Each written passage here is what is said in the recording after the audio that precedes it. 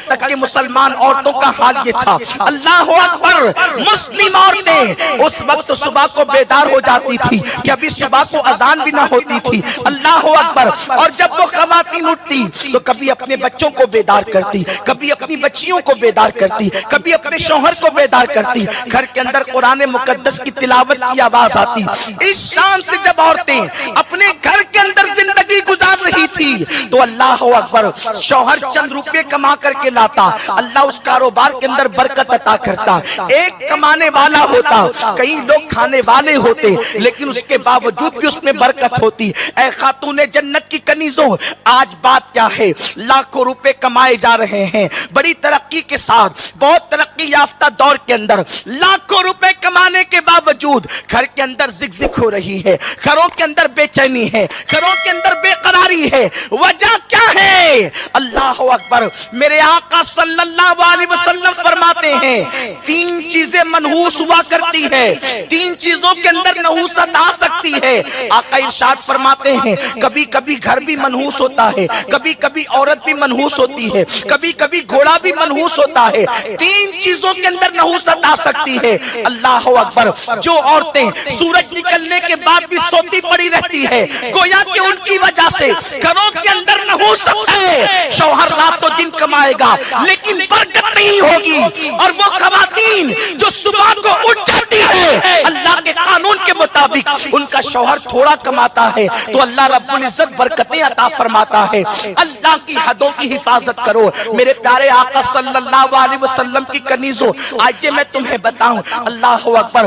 آج عورتوں کے شوق کا عالم کیا ہے؟ مجھے زیور مل جائے, مجھے کپڑے مل جائے, مجھے کھانا مل جائے, مجھے بائک پر گھومنا مل جائے, اور اس کے حل من مزید, حل من مزید اس کے نعرے لگ رہے ہیں. میرے آقا صلی اللہ علیہ وسلم کی کنیزوں, آؤ میں تمہیں بتاؤں کل کی خواتین کا حال کیا تھا, کل کی خواتین کی کیفیت کیا تھی. اللہ اللہ. ان کے دل میں اللہ رب العزت پر کتنا اعتماد تھا, ان کے دلوں میں کتنا توکل تھا, ان کا رشتہ اللہ اس کے رسول سے کتنا مضبوط تھا. اللہ اکبر. ایک بزرگ رحمت اللہ تعالی علیہ بادشاہ کے گھرانے سے تعلق رکھتے تھے. اللہ اکبر. شہنشاہ کے گھرانے سے, بادشاہ کے گھرانے سے, بہت بڑا خاندان تھا. لیکن جب اللہ سے دل لگ گیا, رب تبارک و تعالیٰ سے محبت ہو گئی, تو انہوں نے شاہی خاندان سے کنارہ کشی کر لی. لیکن چونکہ شاہی خاندان کے فرد تھے, شاہوں سے الگ رہتے تھے, لیکن بات تو یہ تھی کہ خاندان تو کٹ نہیں سکتا تھا, الگ رہنے سے کسی کا خاندان تو کٹتا نہیں. اللہ اکبر. وہ بزرگ اپنے انداز سے زندگی گزار رہے تھے, مال و دولت بھی ان کے پاس موجود تھا, لیکن اس کے باوجود اپنی بیٹی کی پرورش انہوں نے سیدہ فاطمہ الزہرا رضی اللہ تعالی عنہا کے کردار کے سائے میں کیا. اس کے بعد بادشاہ وقت نے کہا, اے بزرگ, آپ کی بیٹی بڑی حسین و جمیل ہے, آپ ہمارے خاندان سے متعلق ہیں, اس لیے آپ اپنی بیٹی کا رشتہ میرے ساتھ کر دیں.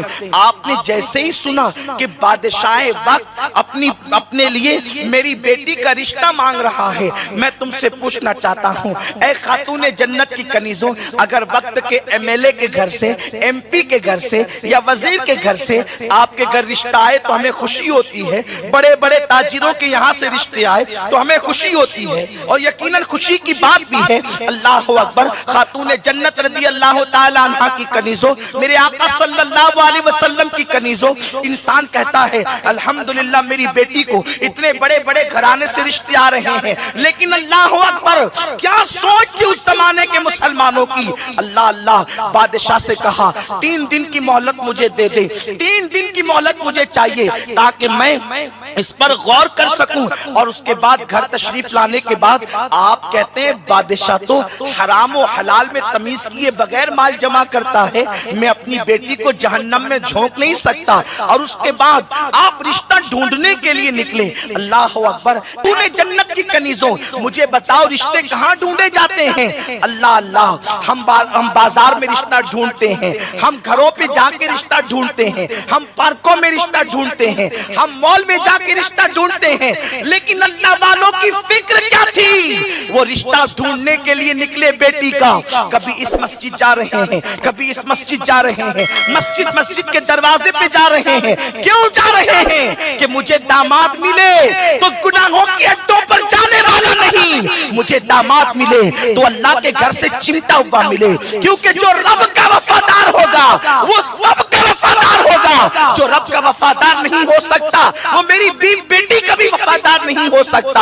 आखिरकार एक नौजवान को मस्जिद से लगा हुआ पाया, उसको देखा, उसके चेहरे पर नूरानियत थी। अल्लाह अकबर। उस नौजवान से कहते हैं, बेटे तुम कमारे हो या शादीशुदा हो? उसने कहा कि बाबा मैं तो कमारा हूँ और अभी तक मेरी शादी नहीं हुई। वजह यह है मेरे पास कोई मकान नहीं, किराए के मकान में रहता हूँ, मेरी कोई मुस्तकिल आमदनी नहीं, मजदूरी करके 2 रोटी इतना पैसा कमाता हूँ, एक रोटी सुबह को खाता हूँ, एक रोटी शाम को खाता हूँ। कहा बस आप बताएं कि आप शादी करना चाहते हैं? उसने कहा लेकिन मेरे पास तो कोई इंतजाम नहीं। कहा कि इंतजाम मैं करूंगा और तेरे साथ एक अच्छे घराने की लड़की के साथ शादी करवा दूंगा। लड़की तहज्जुद गुजार है, लड़की तिलावत कुरान करती है, लड़की इबादत की पाबंद है, लड़की जो है वो तकवा शियार है, लड़की की खूबी ये है, सारी खूबियां गिना डाली। और उसके बाद वो नौजवान हैरत से देखता रहा,